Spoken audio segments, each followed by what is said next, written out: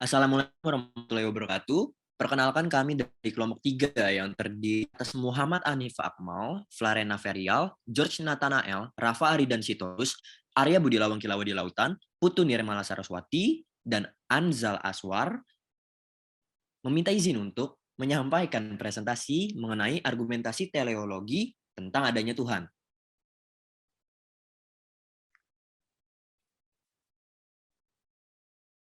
Pemikiran ini sebenarnya sudah dikembangkan jauh sebelum Masehi oleh Plato dan Aristoteles. Diceritakan pada saat itu Aristoteles mengamati tanaman yang tumbuh di kebun. Suatu hari dia mengumpulkan berbagai biji pohon, lalu dia sebar. Nah, kemudian Aristoteles terus mengamati pertumbuhan biji itu sampai menjadi pohon. Suatu saat dia terhenyak berpikir, mengapa biji yang hampir serupa semua itu ketika tumbuh bisa menjadi pohon yang berbeda-beda? Entah dari batangnya, daunnya, bunganya, ataupun buahnya. Nah, lalu dia berpikir lagi, siapa yang mengatur dan mengarahkan sehingga biji itu tumbuh mengarah pada bentuk yang sudah pasti. Nah, semuanya terlihat memiliki arah dan tujuan masing-masing sesuai dengan potensi yang sudah terkandung di dalam biji. Dari sini, kemudian Aristoteles menerawang lebih luas lagi mengamati fenomena semesta. Apakah semesta ini terjadi secara acak dan kebetulan, ataukah ada kekuatan yang mengaturnya? Is there any great designer of the universe? Argumen teleologi ini sekarang semakin kuat ketika diarahkan untuk mengkaji keajaiban tubuh manusia.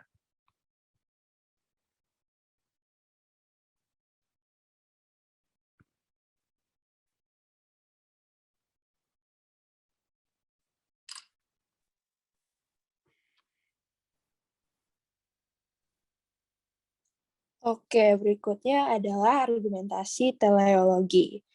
Teleologi ini bertolak dari keterarahan yang merupakan ciri khas alam semesta. Berikut adalah 5 langkah menyusun argumentasi teleologis.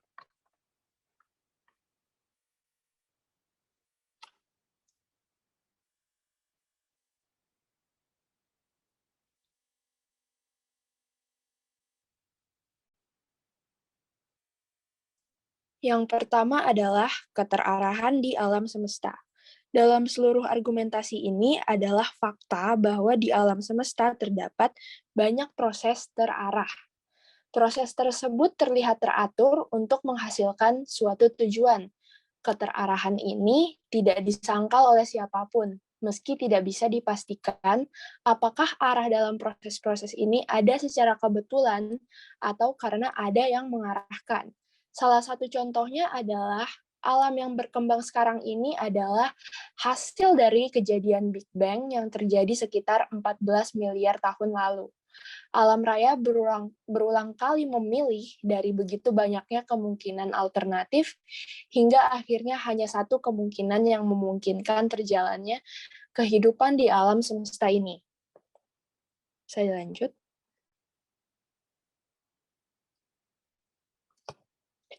Yang kedua adalah perkembangan kebetulan. Sebagian besar ilmuwan alam beraliran neo-Darwinisme mengatakan bahwa semua proses yang kelihatan terarah pada suatu tujuan merupakan kejadian yang kebetulan.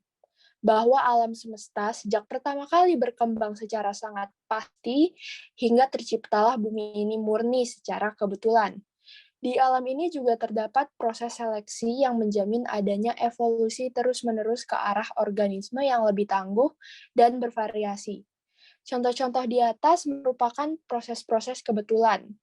Apapun yang terdapat di alam dihasilkan oleh alam sendiri tanpa campur tangan atau pengaruh dari luar. Sebuah proses dapat disebut sebagai kebetulan apabila proses itu tidak direncanakan, semata-mata terjadi atas dasar faktor-faktor internal sistem yang berproses itu sendiri. Lalu yang ketiga adalah proses-proses diarahkan. Proses-proses terarah yang diamati bersifat kebetulan. Tidak ada pengarahan sama sekali. Semua dapat dijelaskan oleh perubahan tak terarah, kebetulan unsur-unsur mikro yang dimungkinkan oleh hukum alam adalah sama dengan tidak memberikan penjelasan. Andai kata jumlah alam semesta cukup besar, Maka alam seperti kita, dengan non-probabilitas yang tinggi, akan berkembang secara kebetulan. Hanya di alam semesta ini, ada makhluk yang berkemampuan untuk berpikir. Jadi kalau memang kebetulan terjadi di alam semesta kita ini, para ahli pemikir yang dihasilkannya, hal itu akan terlihat begitu hebat. Keterarahan dalam alam semesta tidak dapat dijelaskan sebagai perkembangan kebetulan, tetapi memastikan bahwa keterarahan itu bukan perkembangan kebetulan juga tidak mungkin. Next. Lalu yang keempat adalah petunjuk adanya Tuhan. Kita tidak dapat membuktikan adanya Tuhan dari keterarahan alam semesta, tetapi kita memang tidak mencari bukti yang tidak terbantah, melainkan pertanggungjawaban rasional atas iman akan adanya Tuhan. Seandainya Tuhan memang ada, teka-teki mengenai alam semesta menjadi terang. Kenyataan yang diamati di alam semesta jauh lebih mendukung kepercayaan pada Tuhan pencipta daripada kebalikannya. Bagi orang beriman, alam semesta merupakan petunjuk yang kuat akan Tuhan yang diimaninya. Tetapi orang yang tidak percaya pada Tuhan, meskipun tidak mengakui hal itu, seharusnya menyetujui bahwa seandainya ada Tuhan, kenyataan di alam semesta akan jauh lebih masuk akal. Lalu yang kelima adalah beberapa pertimbangan tambahan. Di sini akan menggunakan perumpamaan tukang kebun Anthony Flew. Perumpamaan ini mengandaikan di tengah-tengah hutan ada sebuah ladang terbuka dengan tanaman bunga dan pohon hias yang rapi. Terdapat jalan-jalan dan tidak ada rumput liar yang mengganggu. Bahkan di musim kemarau, tapi semua tanaman terlihat hijau segar. Apakah ada yang percaya bahwa taman ini terjadi secara kebetulan tanpa adanya tukang kebun atau perawat taman ini? Logisnya tentu tidak akan ada yang percaya. Apalagi keterarahan di alam semesta lain daripada hal taman di tengah hutan. Keterarahan tidak menyangkal bahwa semua proses itu berjalan menurut hukum alam. Tuhan terlibat bukan sebagai pengganti hukum alam, melainkan sebagai perancang dan pemberi kekuatan perkembangan dasar pada rancangan keseluruhan, termasuk hukum alam. Proses-proses alami adalah terarah dari dalam, bukan dari luar. Keterarahan tidak ditambah pada sebab-sebab alami. Tuhan di alam bukan berada di dalamnya, melainkan tidak ada sama sekali, jika dicari di antara pelbagai faktor alami, ataupun ada di mana-mana.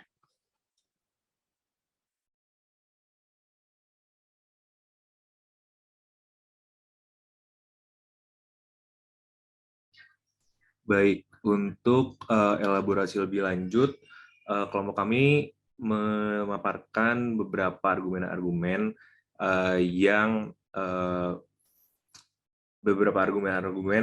yang mendukung argumentasi-argumentasi teologi yang menyatakan keberadaan Tuhan. Yang pertama itu ada argumen kitab suci dan jalan kelima Aquinas. Kitab suci dari masing-masing agama teistik klasik mengandung tulisan yang menunjukkan bahwa ada bukti rancangan ilahi di dunia.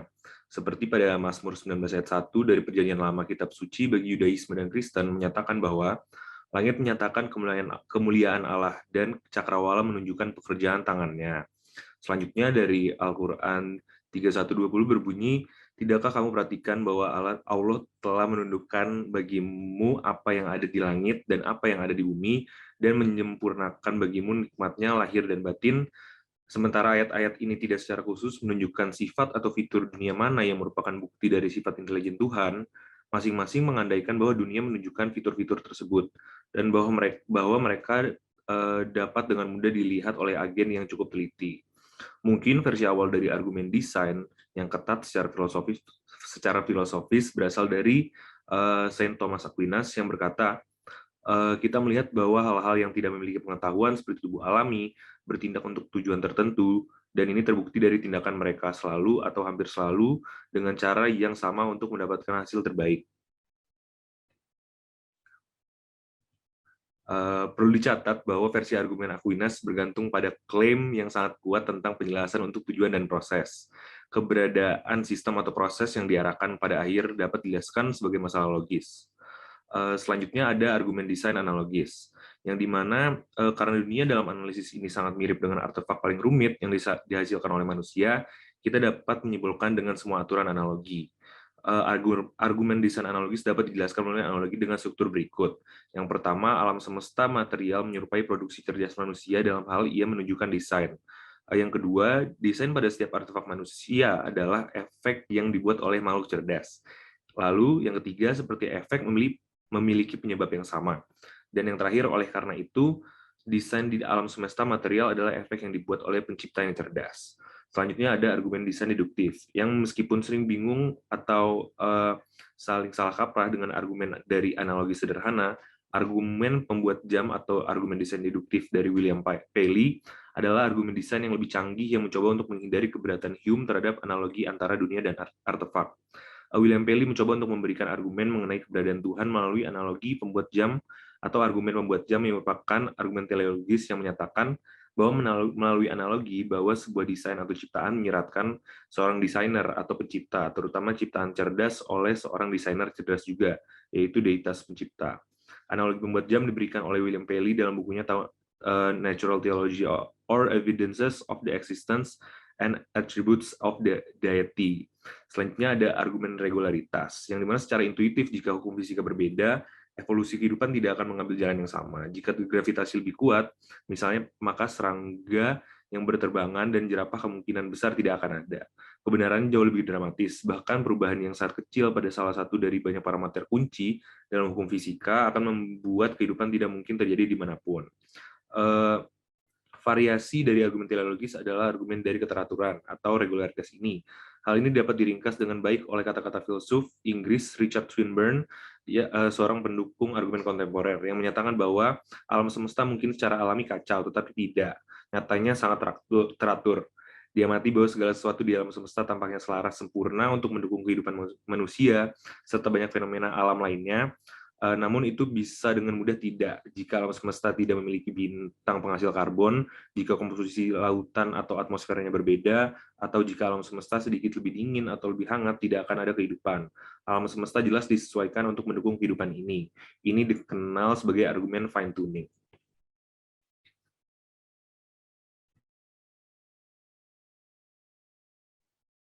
Problem dalam argumen teologis tentang adanya Tuhan. Next.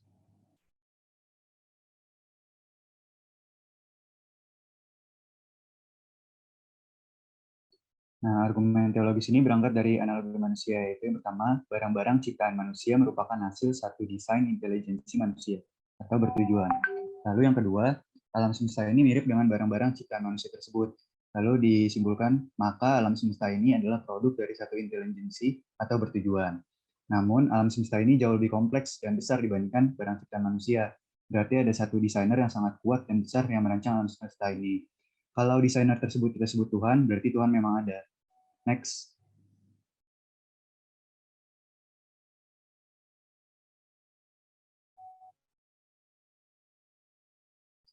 Dari analogi tadi, terdapat beberapa kekurangan yang memunculkan beberapa kritik terhadapnya. Seperti contohnya salah satu kritik dari David Hume. Kritik pertama dari David Hume adalah mengapa kita menyimpulkan alam semesta ini tertib dan terdesain rapi. Berapa banyak yang kita lihat. Sebagai contoh, bumi aja kita belum eksplor sampai 100%, apalagi alam semesta. Nah, di sini muncullah problem berpikir dari sebagian menuju ke keseluruhan atau generalisasi. Lalu yang kedua terhadap kritiknya itu analogi yang tadi itu dianggap gagal karena tidak memiliki alam semesta tandingan. Sebagai contohnya misalnya, jangan bilang kamu ganteng kalau nggak ada orang jelek. Lalu contoh lainnya itu, misalnya saya bilang bahwa saya orang paling ganteng di rumah ini. Tapi di rumah saya lelaki seorang. Sisanya perempuan atau cewek. Ya jelas di situ ya, saya paling ganteng. Nah, sama seperti alam semesta. Kalau dibilang alam semesta ini indah, tertib, rapi, harmoni, itu kalian bandingkan dengan alam semesta yang mana gitu. Misalnya kalau saya bilang, ini loh alam semesta yang indah dan harmoni, terstruktur. Kalian bisa bilang gitu kalau ada alam semesta lain yang mungkin lebih rusak, lebih kacau, atau disharmoni dibandingkan alam semesta kalian. baru bisa dibilang indah atau rusaknya, indahnya atau rusak. Nah, kalau cuma satu alam semesta saja itu tidak bisa kita bilang indah karena ya nggak ada tandingan atau tidak ada perbandingannya. Lalu selanjutnya analogi tadi itu membawa kepada adanya satu desainer yang manusiawi, berkarakter manusia karena sumber analoginya dari manusia.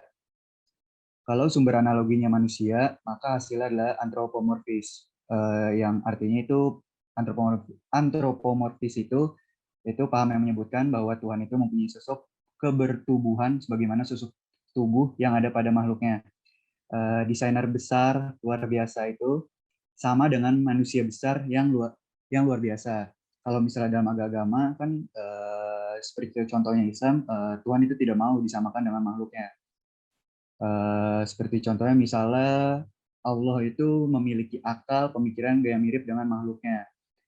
Misalnya Allah menciptakan kursi sebagaimana dengan manusia menciptakan kursi. Itu nggak boleh karena itu antropomorfis. Di poin yang terakhir yang keempat, problem kejahatan alam, yaitu bencana tsunami, banjir, dan lain-lain. Apakah itu juga contoh harmoni alam? Nah, dari mana Tuhan itu maha indah, maha desain? Dia pengen kayak apa sih? Maksudnya dia pengen desain kayak apa sih? Ngirimin tsunami, banjir, dan lain-lain. Kalau misalnya pembuktian argumen inilah dasarnya berangkat dari kenyataan tentang adanya aturan-aturan yang terdapat dalam alam semesta yang tertib, rapi, dan bertujuan, menurut Hume itu kontradiktif karena ya faktanya dunia sekarang itu mulai rusak seiring dengan berkembangnya waktu. Next.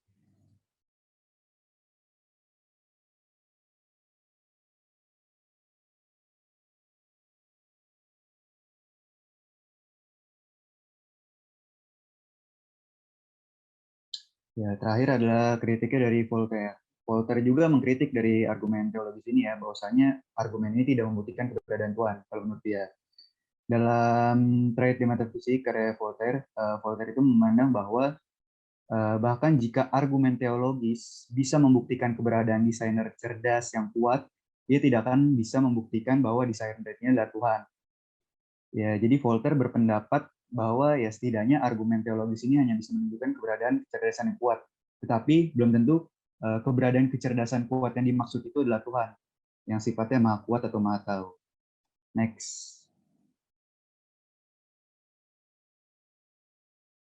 Selanjutnya, argumen tentang teleologis itu mendapat problem dari pemikiran Albert Camus. Asosiasi teleologis yang berpendapat bahwa dunia yang memiliki garis lingkung yang sama dengan pikiran manusia yang bertujuan. Sedikitnya telah membawa kita dalam diskursus pertanyaan lebih lanjut mengenai pertanyaan makna kebebasan, eksistensialitas, dan kejahatan. Misalkan, apakah kejahatan itu seharusnya ada jika itu tidak diperlukan, dan pada kenyataannya kejahatan selalu berada di muka bumi. Setidaknya itu yang menjadi pertanyaan Albert Camus dalam pekerjaan filosofisnya mengenai absurditas. Camus berpendapat bahwasanya manusia merupakan makhluk yang adiluhung berada di muka bumi. Ia ditakdirkan secara penuh untuk bereksistensi dan mencari kebebasan. Bagaimana kebebasan itu bisa muncul jika kehidupan itu udah ditentukan dan terarah? Bagaimana manusia bisa mendapatkan kebebasannya? Maka dari itu, dari Albert Camus, dia berpendapat bahwa diperlukan pemberontakan. Kebebasan secara penuh terlepas dari jeratan dari luar dirinya. Pemberontakan ini dilakukan semata-mata untuk melepas diri dari jeratan-jeratan seperti moralitas, hukum, hingga agama.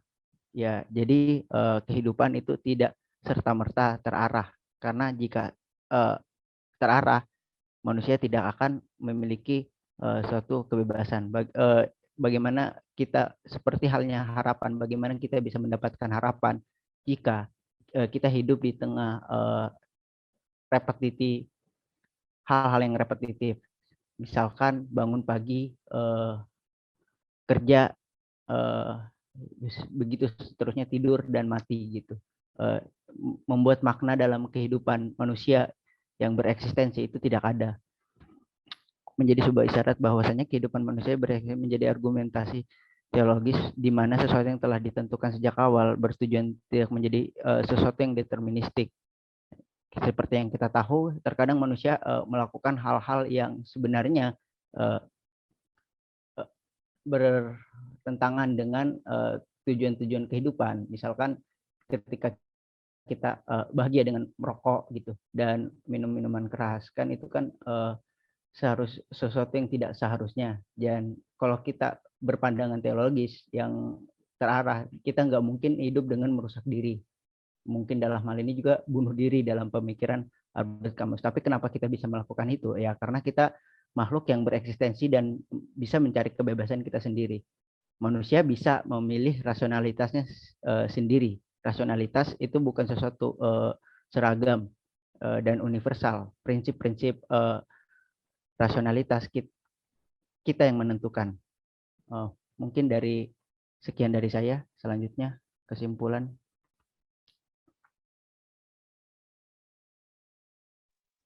Oke, selanjutnya saya akan membahas mengenai kesimpulan dari pemaparan yang tadi dipaparkan oleh teman-teman saya sebelumnya.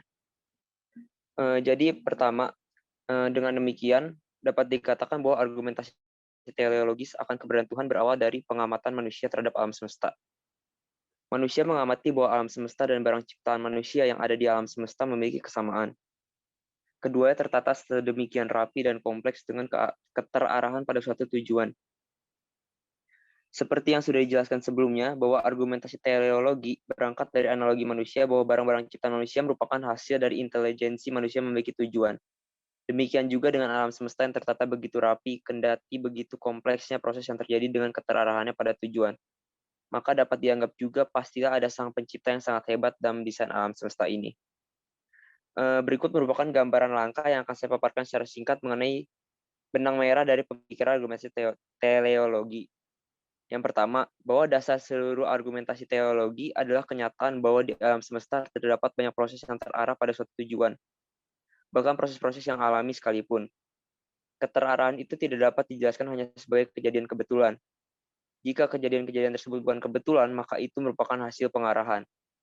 Kejadian-kejadian terarah dalam alam semesta menunjuk pada sang realitas yang mengarahkan. Sang realitas yang mengarahkan inilah yang kita sebut sebagai Tuhan. Nah, terarah dalam argumentasi teologi itu berarti bahwa proses-proses itu kelihatan teratur untuk menghasilkan sebuah tujuan. Sedemikian rupa hingga tanpa tujuan itu, proses-proses itu tidak dapat dimengerti. Nah, perdebatan yang muncul dalam argumentasi teologi ini bukan seputar keterarahannya itu, tapi seputar apakah arah dalam proses-proses itu tuh merupakan sebuah kebetulan atau memang ada entitas yang mengarahkannya. Karena keterarahan itu tidak dapat disangka, bahkan oleh para pengikut Darwinisme sekalipun yang sering dipertentangkan dengan argumentasi teologi. Karena pengikut Darwinisme ini kan mengatakan bahwa semua proses itu kebetulan, tapi mereka nggak menyangkal kalau keterarahan itu tuh memang ada, dan mereka juga kayak takjub terhadap keterarahan yang ada dalam alam semesta itu. Nah, selanjutnya ini mungkin kekurangan yang dapat kita lihat secara langsung dari argumentasi teologi. Sebenarnya udah disebutin juga sebelumnya tadi. Kalau argumentasi teologi ini tuh ada kecacatan berpikir dalamnya, karena pengambilan kesimpulannya dari partikular menuju universal. Kesimpulan argumentasi teologi kan bahwa segala sesuatu di alam semesta ini mempunyai keterarahan. Nah, kesimpulan itu berangkat dari premis kalau hal-hal yang kita lihat, hal yang udah kita lihat di alam semesta ini itu pasti punya tujuan. Padahal kita baru melihat sebagian atau beberapa aja, kita belum melihat semua hal di alam semesta. Sehingga kesimpulan itu dapat dikatakan sebagai kecacatan berpikir. Next.